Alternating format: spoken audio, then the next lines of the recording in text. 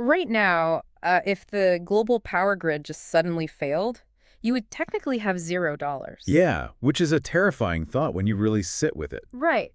I mean, think about it. Your wealth is literally just a server entry in some heavily air-conditioned data center somewhere. Exactly. It's totally intangible. You swipe a piece of plastic, a satellite pings an algorithm, and boom, you get a cup of coffee. It's frictionless, but it's completely dependent on that infrastructure. But what if you wanted to build a fully functioning, highly complex bank that operates with zero electricity? Like heavy metal vaults, iron gall ink, absolutely no digital footprint whatsoever. It sounds like a movie, but it is a very real concept. Today, we are looking at the literal blueprint for how to do exactly that. And it's a remarkable thought experiment, one that quickly turns into a very grounded, very serious feat of institutional engineering. Yeah, I was blown away by the detail. We spend so much time analyzing the friction of the modern digital economy, that to completely strip away the wires feels almost transgressive. But that is exactly what we're examining today. And just to be clear up front, this deep dive is not about, trading bottle caps in some post-apocalyptic wasteland. Right, no, this is not Mad Max. And it's not about stuffing cash under your mattress because you're feeling a little paranoid.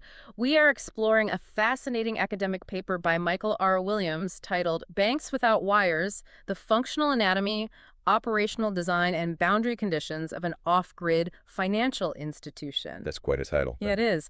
And our mission today is to unpack this paper because it provides a meticulously designed 10-part anatomical blueprint for what the author calls an off-grid financial institution, or an OGFI. The OGFI. We're going to look at exactly how it works, the historical analogs that prove it's actually possible, and the incredibly intense, meticulous phases required to build one from the ground up. And my goal here is to examine the mechanics of this parallel economy as objectively as possible. The author provides a highly analytical framework, so we are going to focus on the fascinating intersection of human trust and physical assets. And how you substitute digital infrastructure with physical and social infrastructure. Exactly. It is a study in institutional substitution. Okay, let's unpack this. Okay.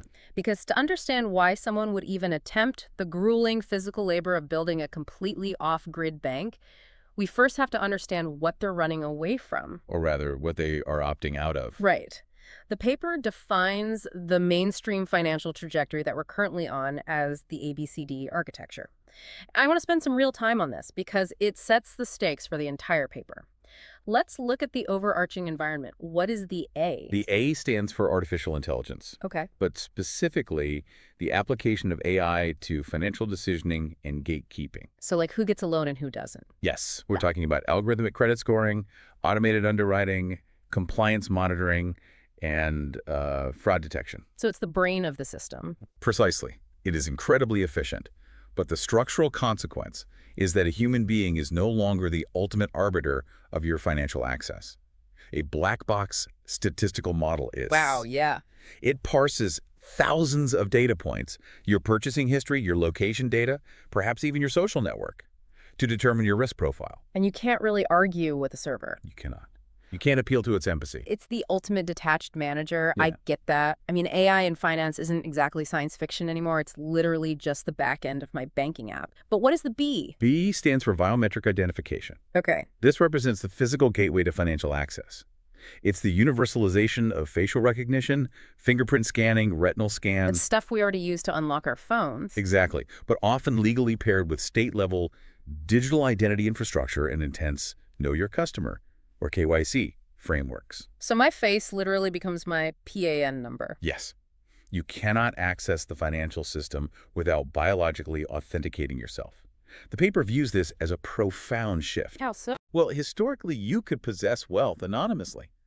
A gold coin in your pocket doesn't know who you are. Right. Cash doesn't have a name on it. Precisely.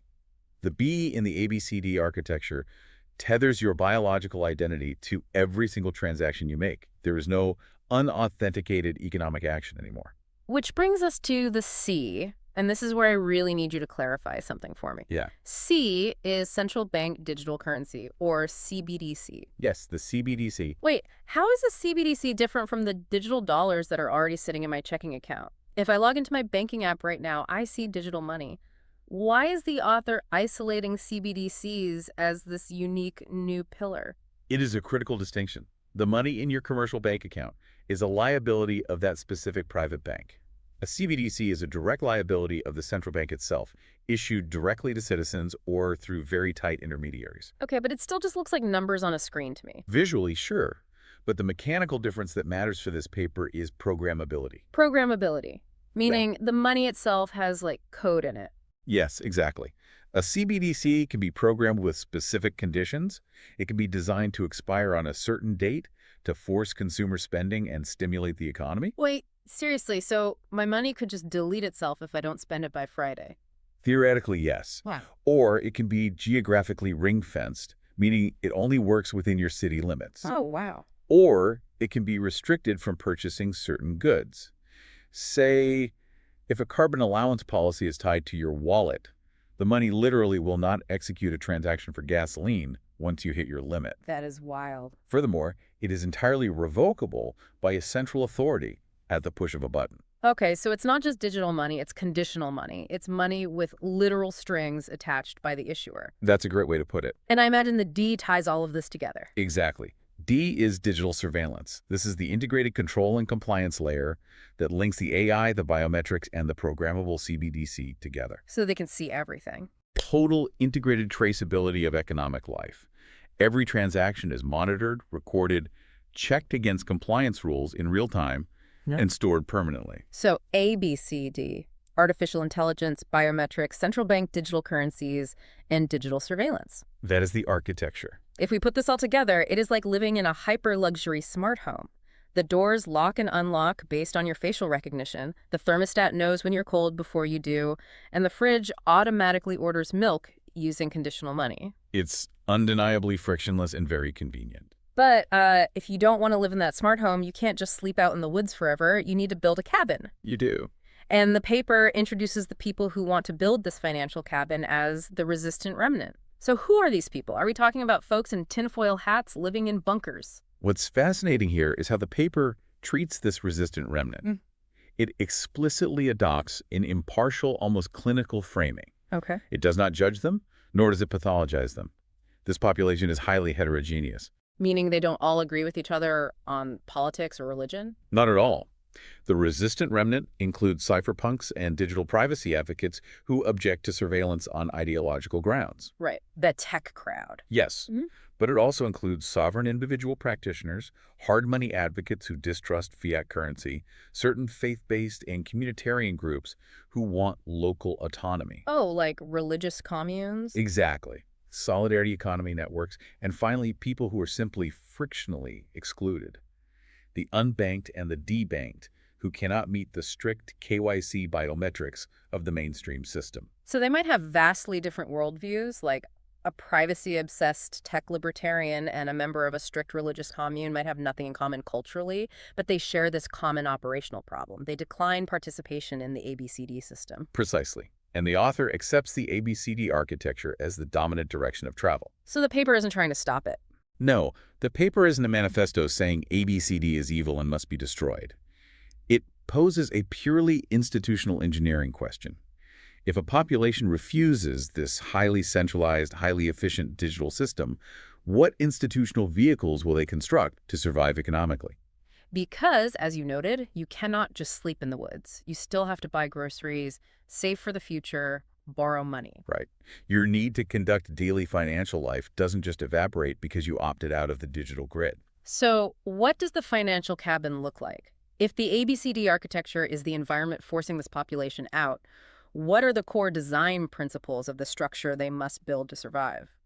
To answer that, the paper first clarifies what off-grid actually means in this specific institutional context. Okay, let's define that. It is very important to note that it is not talking about living completely off the electrical grid, hunting your own food, or installing solar panels. Got it. Off-grid here means strict non-dependence on those 4 ABCD pillars. So you could theoretically have an off-grid bank sitting right in the middle of Manhattan as long as it doesn't use AI, biometrics, programmable money, or digital surveillance ledgers.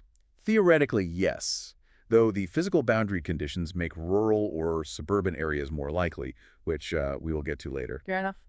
But to frame the design of this off-grid financial institution, the OGFI, The author uses a design framework with the acronym ROPE FIs. Rope FIs. Okay, let's spell that out because these design principles seem to act as the constitution for this bank. The first four letters, ROPE, stand for resilient, open source, parallel, and electronicless. Okay, resilient. Resilient means it can operate under massive infrastructural disruption, like a power grid failure or adversarial competition from the mainstream system. Makes sense. What about open source? Usually we hear that term regarding software code like Linux. Yeah. How do you have an open source physical bank? It means the institutional design, the legal charters, the procedural manuals, and the accounting methods are explicit and freely reproducible by other communities. Always. It is not a proprietary corporate secret.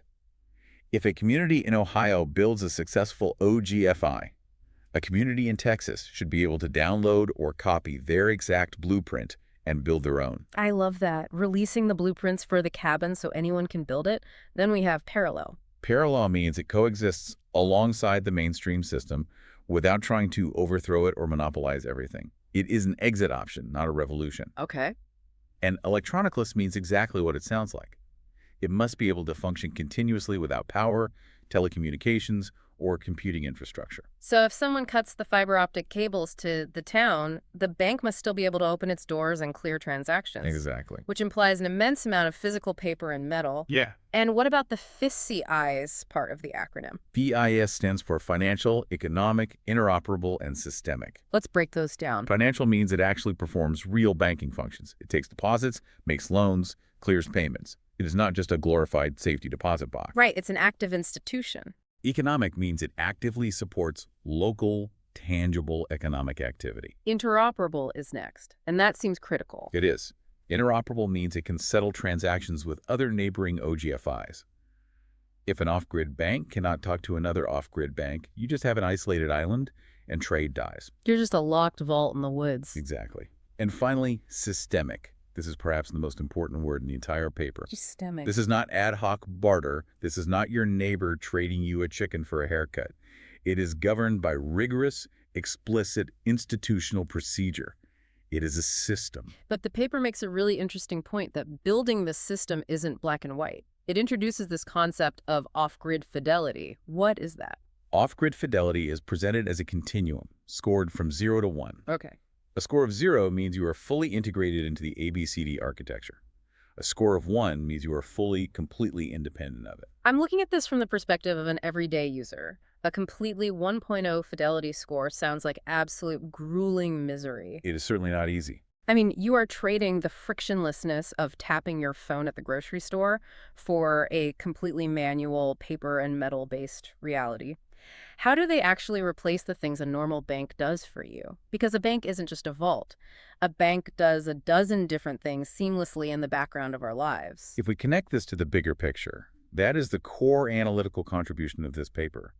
The author decomposes a financial institution into 10 canonical functions, labeled F1 through F10. Okay, F1 through F10. If you want to build an OGFI, you cannot just build a vault. You have to engineer a mechanical, physical, off-grid substitute for every single one of those 10 functions. Okay, let's get into the anatomy. We are dissecting the bank right now. Let's start with the absolute baseline. The first three functions, which are grouped as value and exchange. What is F1? F1 is store of value. In the mainstream digital world, this is a bank deposit. It is a digital ledger balance on a server or a CBDC unit. Right. You are trusting an IT department and a database administrator to remember your wealth. In the OGFI, the substitute mechanism is the physical custody of tangible assets. Like what? We are talking about gold, silver, productive land titles, or durable equipment.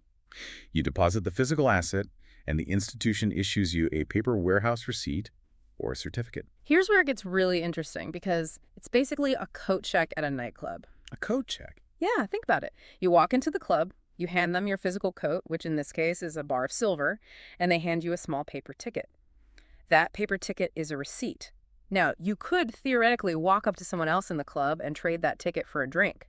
Whoever holds the ticket holds the right to walk up to the coat check at the end of the night and claim the silver. That is a perfect, highly accurate analogy for F1, and it perfectly shows how it bleeds into the next function, F2. But the design trade-off the paper highlights for F1 is between full backing and fractional backing. Break that down mechanically. What's the difference? If the OGFI operates on full backing, meaning a 100% reserve ratio. There is exactly one physical silver bar in the vault for every paper receipt circulating in the town. So it's perfectly 1-to-1. Yes, you have maximum confidence. Every single person in the town could show up at the coat check at the exact same minute, hand in their tickets, and get their silver back. But the downside is that the bank can't really grow the economy. You can't lend out a coat that belongs to someone else if they might come back for it at any second. Exactly. The alternative is fractional backing. This is how modern banking works. The OGFI realizes that, historically, only, say, 10% of people come to claim their physical silver on any given day. Right, because everyone is just trading the paper ticket. Precisely. So they issue more paper claims than they have physical assets in the vault, lending those extra paper claims out to businesses to spur economic growth. But that introduces the classic bank run scenario, right? If a rumor starts that the vault is empty and 20% of the town shows up to get their silver, the bank collapses. Yes. Fractional backing expands your ability to lend, but introduces immense redemption risk. That is the fundamental tension of F1. Okay, so F1 is storing the value and deciding how much paper to issue against it. What is F2? F2 is medium of exchange and payments. Mainstream banks use electronic transfers, credit card networks like Visa, and digital wallets. Right, tapping the phone. The OGFI must use paper notes, certificates, drafts, and scrip. These circulate locally and can be transferred by physical delivery from hand to hand or by written endorsement on the back of the paper. Okay, I've got my silver in the vault for F1, and I'm holding my paper coat check ticket. But I want to buy a horse from a neighboring farmer. I hand him the ticket, but he looks at it and says, how do I know this isn't just a piece of paper you printed in your basement? Exactly. How does the OGFI solve the friction of moving that value around securely? The institutional design challenges here are immense, and they are purely physical. You need security printing to resist forgery. Security printing, like what they do for modern $100 bills. Yes, we are talking about watermarked paper, microprinting, intricate engraved dies, and specialty inks that cannot be easily sourced or copied. Wow. You also need a denomination structure. You can't just have $1,000 notes. You need small change. And you need protocols for handling damaged paper, like what happens when someone accidentally washes their paper draft in the laundry. The OGFI must act as a literal physical currency manufacturer. So I'm holding a highly secure anti-counterfeit paper ticket from the bank.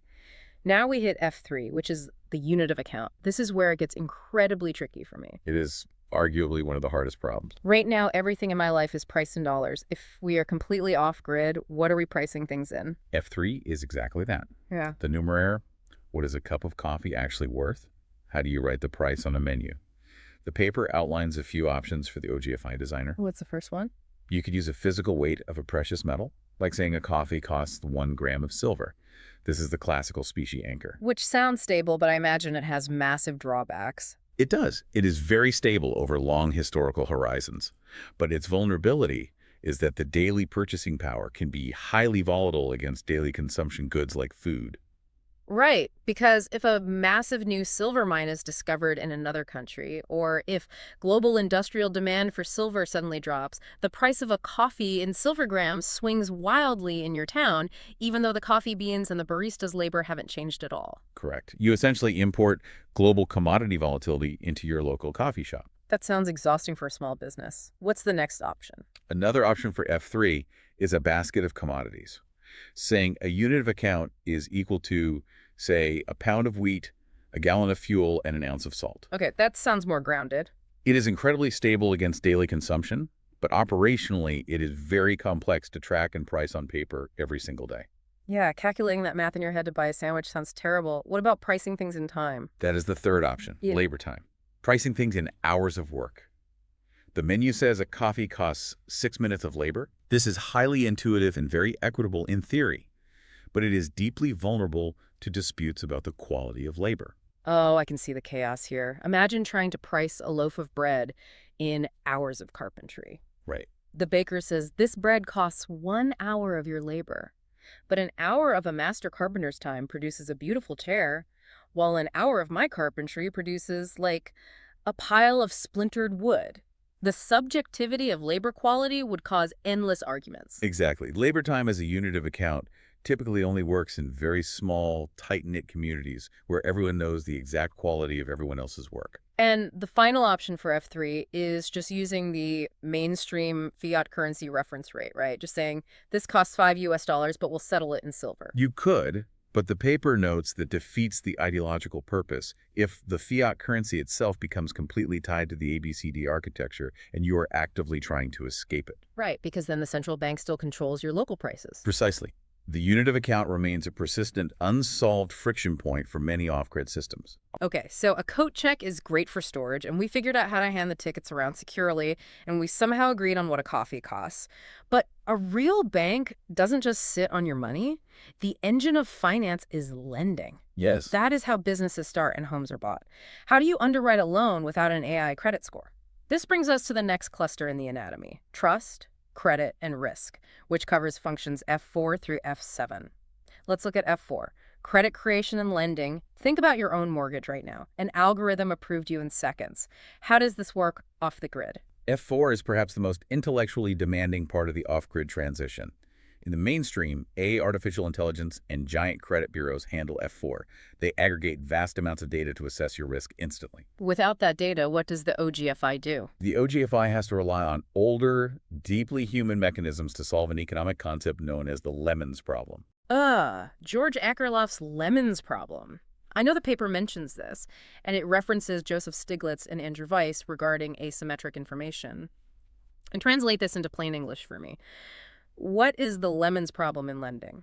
The core issue is asymmetric information. Uh. You, the borrower, always know more about your own financial flaws, your work ethic, and your likelihood to default than the bank does. Right. I know my own secrets. Exactly. The bank is operating partially blind. So if I'm a terrible borrower, a lemon, I'm going to try to hide that from the bank. Yes. And because the bank knows that some borrowers are secretly lemons, but they can't tell who is who, they raise the interest rate for everyone to cover their potential losses. Oh, I see. But when you raise the interest rate for everyone, the honest, safe borrowers look at that and say, this rate is too high, I'm not taking out a loan. They drop out of the market entirely. So who is left? Only the desperate, risky borrowers who don't plan on paying it back anyway, the lemons. Precisely. So by trying to protect itself, the bank accidentally drove away all the good customers and only kept the bad ones. And AI solves this by just knowing everything about everyone. AI solves this by scoring everyone perfectly and individually based on massive data surveillance. The OGFI, lacking data, must solve this through physical and social constraints. What kind of constraints? They use 4 mechanisms. First, physical collateral that is pledged and actually held by the OGFI. So hand over the title to your tractor? Yes. Second, graduated lending. Because they don't have your data history, they build a history manually. How does that work? You start by asking for a loan of 10 silver coins. If you pay it back on time, next year you can borrow 50. It allows the institution to learn a borrower's reliability over time at a very low cost of failure. Okay, that makes sense. And the third and fourth mechanisms? Third is standing reputation observed over time by the institution's officers.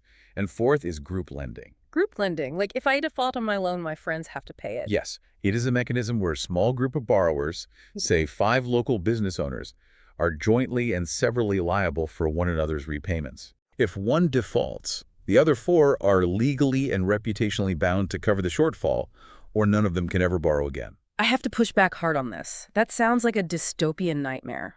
If my bakery fails because of a bad wheat harvest, my best friend loses his farm to cover my loan. How is that better than an algorithm? Wouldn't this just cause massive, multi-generational feuds in a small town? It is a profound critique, and it highlights the intense trade-offs of off-grid fidelity. You are trading algorithmic, sterile judgment for community, deeply personal judgment. Right. The reason group lending works economically, and we see this in historical microfinance, is because it harnesses peer pressure. You are much less likely to take a foolish business risk if you know failure will directly bankrupt the neighbors you look in the eye every Sunday. So the social constraint replaces the digital constraint. Exactly. But yes, the social cost of failure is immense. So your credit score isn't a 3-digit number sitting on a server farm. It's literally what your neighbors think of your character and how much they trust you. I can see how that creates a high-trust society, but also an incredibly claustrophobic one. It is a very different way to live. Moving on to F5, custody and collateral. If you're taking physical collateral like the title to that tractor or a bag of gold coins, You need somewhere to put it. Yes, F5 replaces centralized digital depositories with physical vaults. But a vault is not just a heavy door. It requires intense procedural engineering to prevent internal theft. Because the biggest threat is usually the person with the keys. Exactly. Yeah. This means dual key access. No single officer can open the vault alone. It always requires two people from different families or factions. Darn. It means redundant paper records maintained by multiple custodians, and it requires unpredictable, frequent audit cycles by community members. And what about F6? Savings aggregation. Mainstream banks take your paycheck, pool it with millions of others, and use that massive pool to fund massive loans. The OGFI does this through demand and term deposits, but they are in kind, In kind meaning what? meaning you deposit physical silver for a fixed term, say 2 years. You lock it up. This allows the OGFI to confidently lend it out to the blacksmith without worrying you will ask for it tomorrow. Okay, and what do I get out of it? When the 2 years are up, you receive your silver back plus an interest payment in silver or paper scrip. The design trade-off here is liquidity versus lending capacity. The more locked in the community savings are, the safer the institution is to make long-term loans. That makes sense. And the final function in this trust and risk cluster is F7, insurance and risk pooling. In the mainstream world, if my house burns down, I call a massive corporate underwriter who has actuarial tables based on millions of houses over decades. How does the OGFI handle that without data? F7 replaces corporate insurance with member-financed mutual aid pools. Members contribute periodically to a physical pool of assets and draw from it against defined idiosyncratic risks. Let's translate idiosyncratic risks to plain English. An idiosyncratic risk is a localized individual disaster. My leg gets broken or my specific house catches fire. It is a risk that happens to one person, not everyone at once. As opposed to what? A systemic risk would be a massive flood that wipes out the entire town. A mutual aid pool can cover a broken leg. You cannot cover a town-wide flood because the pool itself would be wiped out. So it's basically community crowdfunding, but highly structured before the disaster happens. Highly structured is the key phrase. It has to be actuarially sound, even without deep data history. You have to ensure people contribute consistently, not just when they are suddenly feeling at risk. Right. And you'd have to brutally police free riders, people who want the payout but skip their monthly contributions. Okay, so social credit, group lending, and mutual aid work beautifully in a tight-knit village of 50 people where everyone knows everyone. But what happens when the blacksmith in Village A needs to buy a massive shipment of iron from the mining community in Village B? Now we're getting into the really difficult mechanics. This perfectly transitions us to the final cluster of functions, scaling and rules, which covers F8 through F10. Let's talk about F8, clearing and settlement. F8 is arguably the primary binding constraint on scaling in OGFI. It is the hardest problem to solve. Why is that? Within a single OGFI in one town, clearing a transaction is just a paper ledger update. The bank officer dips his pen in ink, debits your account, and credits the blacksmith's account. No money physically moves. Right. The silver stays in the vault. But between two different OGFIs in two different towns, in the mainstream, this is handled instantly by real-time gross settlement systems or central clearinghouses via fiber optic cables. But off-grid, you can't send a wire. You have to physically move the value. Exactly. It requires periodic bilateral reconciliation. The two OGFIs tally up their members' transactions over a week or a month. They net out the differences, and then they physically transport the settlement balances. Wait, literally? Yes. We're talking about moving literal strong boxes of asset silver, gold between towns on a dirt road. This introduces immense transit risk. Stagecoach robbery risk, essentially. We're back to the Wild West. Essentially, yes. The physical vulnerability of settlement in transit is huge. To mitigate this, the paper notes they must use multilateral netting through a federation of OGFIs.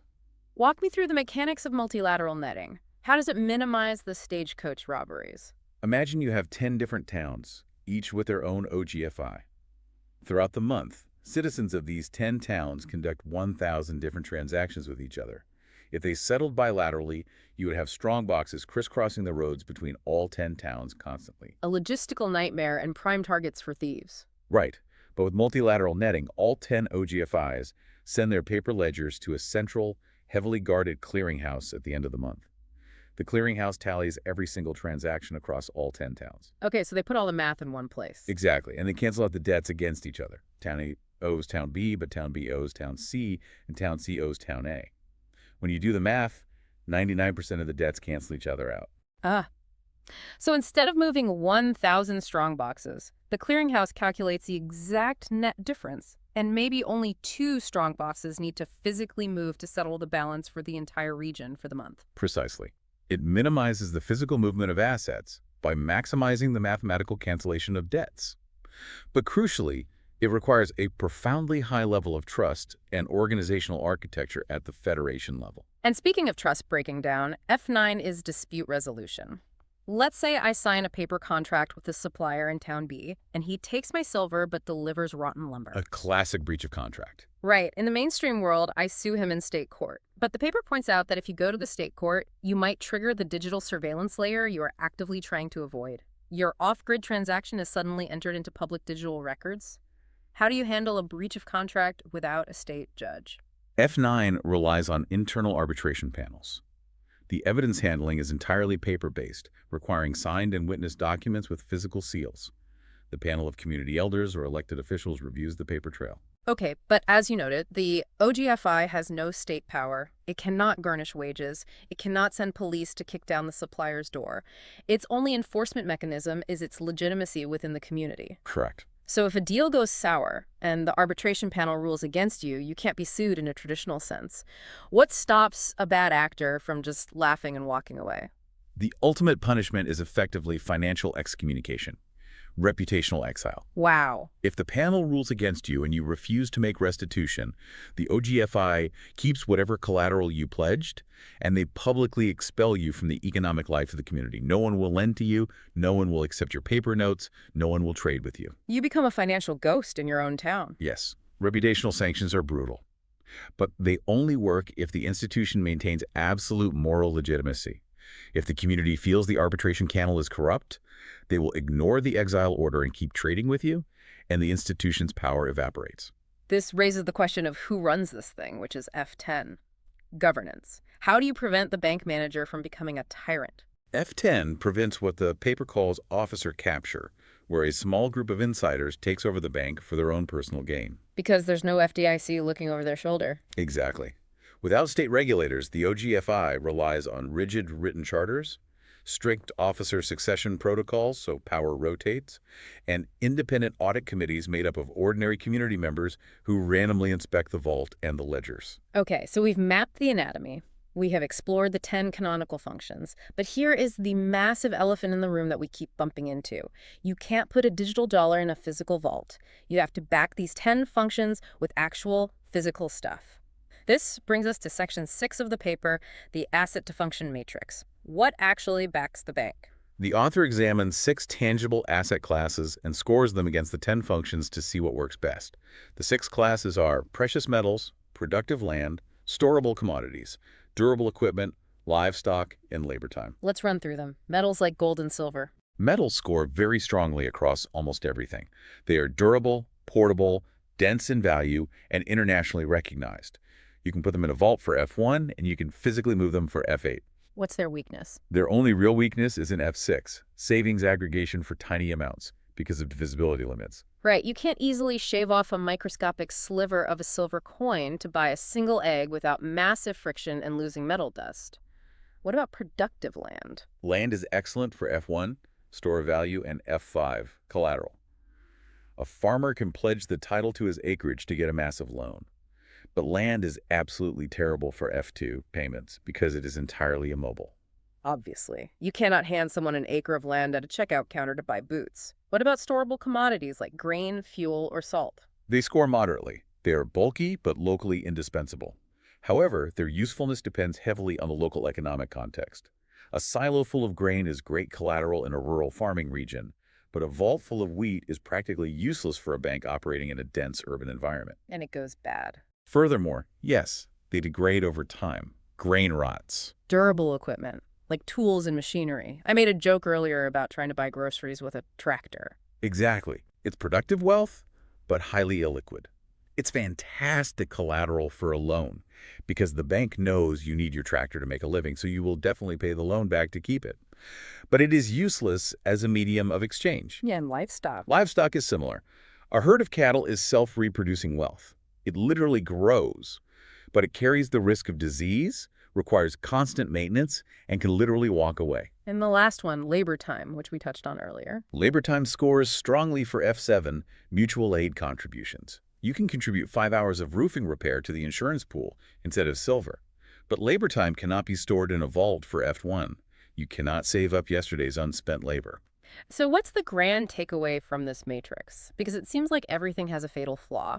The major finding of the paper is this. No single physical asset covers the whole 10-function set. So you have to mix them. Yes, the OGFI must be built as a portfolio. The classic recurring historical combination is precious metals for the reserve base, productive land for large collateral, and a labor time overlay for local mutual credit. You need asset complementarities to make the physical system replicate the seamlessness of the digital system. That makes perfect sense mechanically. But looking at all of this, the 10 functions, the complex mix of assets, the physical strong boxes on stagecoaches, the iron gall ink ledgers, it all sounds incredibly exhausting. Has anyone actually done this successfully, or is this just elaborate economic science fiction? This brings us to section 7, where the author looks at historical and contemporary analogs. The author plots 11 real-world analogs on a two-dimensional plane. The x-axis is off-grid fidelity, how independent they are from the ABCD system. The axis is functional performance, how many of the 10 functions they successfully achieve and at what scale. So what does this all mean? If I look at this plot, it's basically a video game skill tree. If you put all your character stat points into the off-grid fidelity skill refusing any digital tech, your scale and performance stats automatically drop. You can't max out both. That is a highly accurate way to visualize it. The paper describes a downward-sloping trade-off frontier. Historically, as an institution gets purer, refusing state IDs, refusing digital ledgers, refusing central bank, clearing its ability to perform all 10 functions at a massive scale drops precipitously. Let's map some of these out to anchor this in reality. In the corner, with low fidelity but high performance, we have mainstream commercial banks like JP Morgan and tokenized real-world asset platforms. They perform all 10 functions flawlessly and at global scale, but you are 100% on the grid. Yes. Moving to the middle, we have mid-performance and mid-fidelity. This includes traditional microfinance institutions in the developing world, which help the unbanked but still rely on state IDs or biometric retinal scans to track borrowers. It also includes systems like Sardex in Italy or the WIR Bank in Switzerland. What is Sardex? I've never heard of that. Sardex is a fascinating mutual credit network in Sardinia. Businesses essentially grant each other credit in a parallel local currency. It helps local trade tremendously when euros are scarce. So why is it only mid-fidelity? However, while it is a parallel currency, it still uses digital databases and internet ledgers to track the balances, so it has moderate off-grid fidelity. Okay, now let's push further out to the fascinating stuff. High fidelity, mid to high performance. This is where it gets deeply historical. Exactly. Here, the paper plots the medieval Italian banking houses, the Hawala and Hundi networks of the Indian Ocean, and most prominently, the 19th century U.S. free banking era. Let's talk about the Hawala networks first, because I've heard of this in the context of international remittances, but I don't fully grasp the mechanics. Hawala is an ancient system of value transfer based entirely on trust and honor, operating completely outside traditional banking channels. Let's say a worker in Dubai wants to send money to his family in rural India. He doesn't wire the money. He goes to a local hawaladar in Dubai and hands him physical cash and a password. Okay. The Dubai hawaladar contacts a partner hawaladar in the Indian village, traditionally by phone or courier, though today often by messaging apps, and tells him to release the equivalent funds to the family member who provides the password. The family in India gets the money immediately. Wait, but the physical money never crossed the ocean. Exactly. The physical money stayed in Dubai. The two hawaladars now have a debt balance between them. They settle this debt later, either through bilateral netting, smuggling physical gold, or by reverse transactions when someone in India wants to send money to Dubai. It is a massive, high-performance clearing system based entirely on reputational trust, operating outside state ledgers. That is incredible. And what about the U.S. free banking era? That's from roughly 1837 to 1863, right? When there was no central bank in America and state-chartered banks just issued their own paper money. I always heard in history class that this was a disaster, a period of wildcat banking where the money became worthless. A wildcat bank was a derogatory term for a fraudulent institution that would set up its physical branch deep in the woods, where the wildcats lived, so that it was geographically impossible for people to travel there and redeem their paper notes or physical gold. They printed paper with no intention of honoring the redemption. So they exploited F8. the physical transit friction, to commit fraud. Precisely. However, the paper notes that modern empirical consensus has revised the reputation of the free banking era. While the poorly designed wildcat systems failed spectacularly, well-regulated free banking states like New York showed that paper instruments backed by specie, gold and silver reserves, can operate at substantial scale. Really, so it actually worked. Yes, they proved that private non-central bank currency issuance is absolutely possible and can be remarkably stable if the reserve and collateral requirements are designed correctly. And there's another historical example the designer learns from, the Scottish system. Yes, the Scottish free banking system from 1716 to 1845. It is considered one of the most successful parallel banking systems in history. It operated with multiple competing note-issuing banks, zero central bank backstop, and crucially, unlimited liability for bank shareholders. Meaning if the bank failed, the shareholders didn't just lose their investment. The creditors could come after the shareholders' personal homes and estates to make them whole. Exactly. Unlimited liability strongly incentivized incredibly prudent, conservative management. They also innovated an option clause.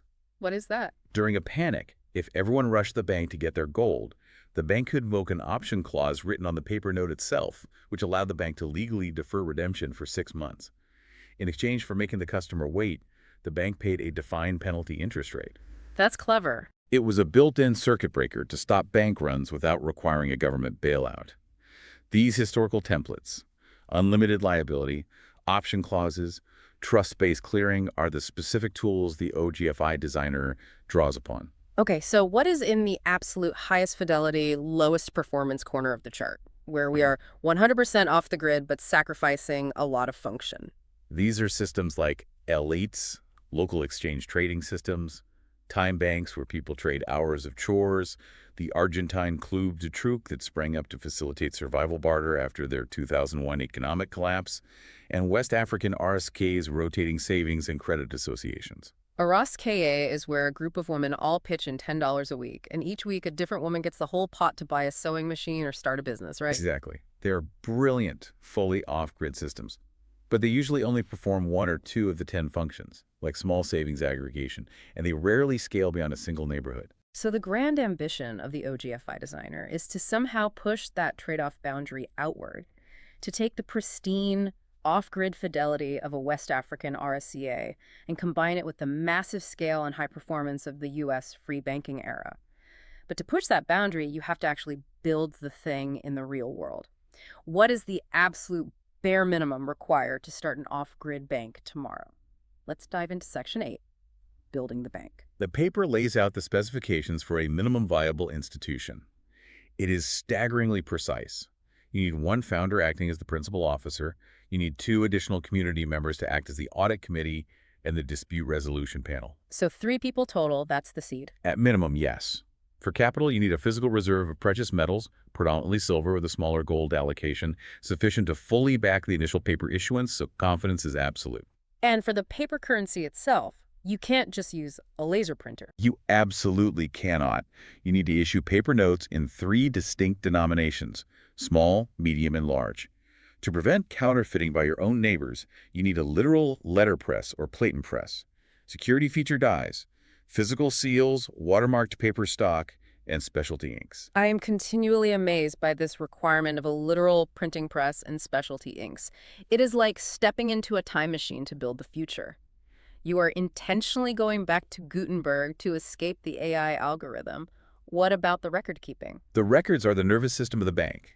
You need 1 massively thick, bound general ledger with paginated witnessed entries. You cannot use loose-leaf paper where a page can be quietly ripped out. That makes total sense. You need archival paper and writing implements with extreme longevity. The paper specifically mentions iron gall ink and indelible pencils. Why iron gall ink specifically? Because of the chemistry. Standard modern ink sits on the surface of the paper and can be washed off or bleached by a forger. Iron gall ink, which was used from the Middle Ages up until the 20th century, contains iron salts and tannic acids that literally etch and burn themselves into the cellulose of the parchment. Oh, wow. It cannot be erased without physically destroying the paper itself, and it survives for centuries without fading. That is fascinating. The physical chemistry of the ink is your cryptographic security. But if it takes this much intense physical effort just to lay the foundation, sourcing silver, buying a letterpress, mixing iron gall ink, how do you even begin? You can't just flip a switch on a Tuesday and open an off-grid bank. You certainly can't. The paper outlines three distinct, psychologically grueling phases of evolution across the timeline of the ABCD transition. Phase I is pre-transition, or preparation. This happens when the ABCD architecture is still just being planned, debated, and piloted in the mainstream. The OGFI does not operate yet. So what is the founder doing during Phase I? The founder is actively participating in the mainstream on-grid system. They are working a normal job to accumulate fiat wealth, carefully buying the physical assets, sourcing the printing press and the heavy iron vault, learning manual bookkeeping and actuarial math, and studying those historical precedents we just talked about. So they're basically living a double life. Exactly. And most importantly, they are building the quiet trust networks in their physical community. It's the prepper phase. You are gathering supplies while the sun is still shining. Then what? Phase 2 is transition, or deployment. This is when the ABCD architecture, the biometrics, the CBDCs, is actively rolling out in the mainstream and becoming mandatory for daily life. This is the period of greatest vulnerability for the OGFI. Why is it the most vulnerable? Because it is a massive timing problem. During Phase 2, the OGFI slowly opens its vault doors. They begin issuing small amounts of paper currency, opening custody for early adopters, and making very small, fully reserved loans. But the friction is immense. Right. If they launch too early, people will look at the iron gall ink ledger, look at the heavy silver coins, and say, why on earth would I use this? I can still use my normal bank card at the grocery store. It's fine. But if they launch too late... If they launch too late, the ABCD architecture might already be so aggressive that legally buying a printing press or hoarding large amounts of silver is instantly flagged by the digital surveillance layer and stopped by the state before the bank can even open. Wow, yeah. The optimal timing window to transition a community is incredibly narrow. But if they thread that needle and survive Phase 2, they reach Phase 3. Yes. Phase 3 is post-transition, or operation and scaling. The ABCD architecture is now fully dominant, ubiquitous, and perhaps even legally mandatory for mainstream economic life. The resistant remnant is fully locked out of the mainstream. And the OGFI. The OGFI is now running the full 10-function suite. They have established inter-OGFI clearing networks with other towns using multilateral netting. They have cross-community settlement, active arbitration panels, and strict succession protocols. They have successfully birthed the parallel economy. But here's the terrifying reality. Without the FDIC, without a central bank to print endless money and bail you out when things get rough, any mistake in any of these phases is completely fatal. Which brings us to the final section of our deep dive, Section 9, What Could Go Wrong? The failure modes, mitigations, and boundaries. The paper catalogs several devastating categories of failure. First are custody failures, vault breaches by thieves, mislabeling of collateral leading to legal chaos, or the most dangerous internal threat, officer misappropriation. Right, the founder just decides to run off in the middle of the night with the silver. The mitigation for that is the dual control locks and the strict, unpredictable audits by the community committee. Then you have instrument failures. This includes a flood of forged paper notes destroying the unit of account, or a classic bank run where the institution fails to redeem notes at face value because they expanded their fractional lending too aggressively. Yes, and the mitigation is heavy investment in security printing, serial number registries, and maintaining massive reserve buffers.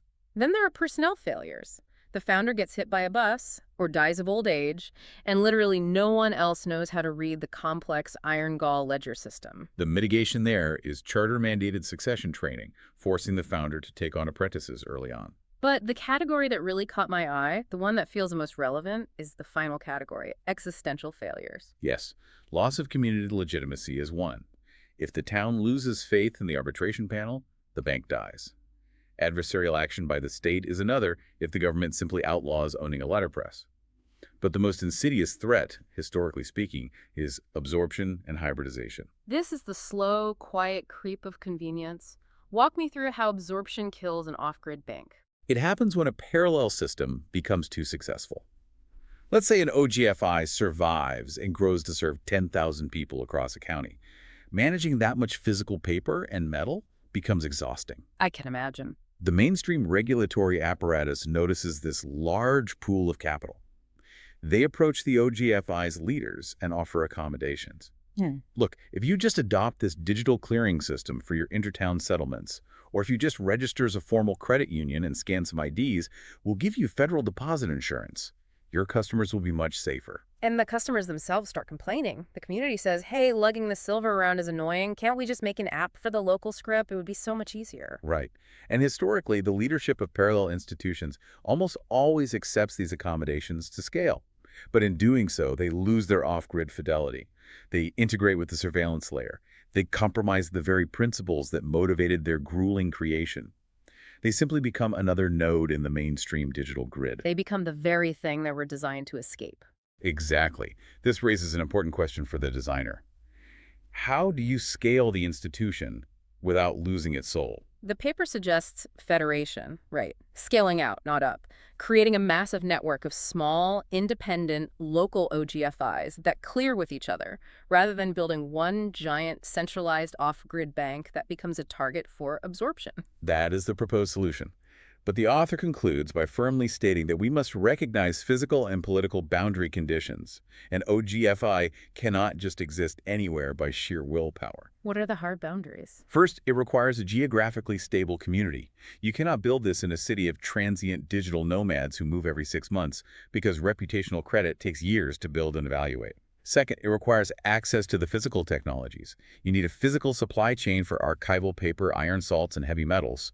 And crucially, it requires a political environment of at least ambiguous tolerance. Meaning the state might not love what you are doing, they might think you are eccentric, but they aren't actively kicking down the doors of your vault with SWAT teams. Yes, if the environment transitions from surveillance to active kinetic repression, the institution is forced completely underground into a black market. And black markets, while resilient, are extremely inefficient and cannot perform the full 10 functions at scale. Well, let's wrap this up because we have covered an immense, staggering amount of ground today. We looked at the ABCD architecture, artificial intelligence, biometrics, central bank digital currencies, and digital surveillance that is driving a highly heterogeneous, resistant remnant to seek an exit strategy. We broke down the 10 canonical functions required to build a functional bank, from storing value like a coat check to enforcing dispute resolutions through reputational exile.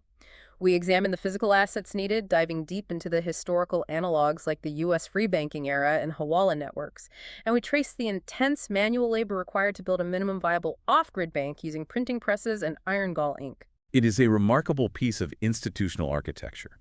What Michael R. Williams has done is demonstrate that even in a hyper-digital, hyper-surveilled age, the complex mechanics of modern finance can be painstakingly reverse-engineered back to their physical and social roots. And that's exactly why this deep dive matters to you, the listener. Whether you are a privacy-obsessed cypherpunk, a history buff fascinated by 19th century banking, or just someone feeling a little overwhelmed by the constant digital tracking of your everyday life, this paper proves that human trust and physical systems still have a meticulously designed place in our future. It isn't just about barter, it is about the rigorous engineering of human resilience. It reminds us that finance, beneath all the algorithms and fiber optic cables at its absolute core, is just a formalized system of trust and consequence between human beings. Which leads me to a final thought for you to chew on as you go about your day.